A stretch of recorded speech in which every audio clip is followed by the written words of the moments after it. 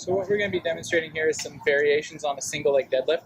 So it's a great balance exercise, a great kind of posterior chain strengthener. You do them a lot in rehab, especially when we have discrepancies between one side versus the other. It's a great exercise, but it's very difficult to do early on.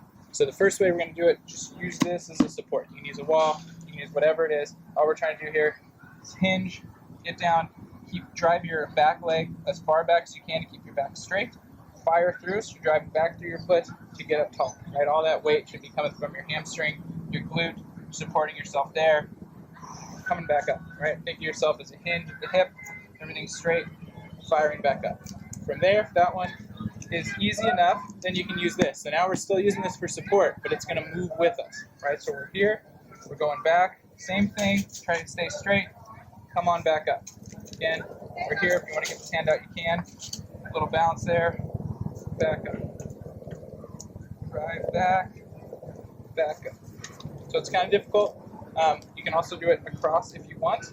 This is a little easier depending, but again, we're trying to create some force with this, push that leg back, and we're letting the body move all as one unit. All right, once you've mastered that, then what you can use is a band to create some resistance out in front of you. The next thing we just do, obviously, without anything else, we're just gonna drop down. You get a touch here, fire back up. Again, same thing. We're going out as far out as we can go over that leg. Pull back through the hamstring into the glute, back up top. Now we can get our arms involved, right? So now we're getting above overhead. We're gonna get some tension through here. Hinge down, same way, as far back as you can. Pull with these arms, and you're gonna drive back up to the top. Same thing, let that leg drive behind you, keep your back flat. Create that tension the whole time.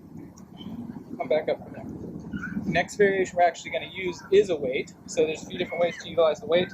Easiest way would be with both hands. Right? So we're just on whatever foot we're going to do. Both hands we're going to drop down, fire back up. This keeps the weight very balanced, very centered. We can kind of swing it back and forth like a pendulum if you want to help stabilize ourselves. The next variation we're going to be doing is the opposite arm coming across.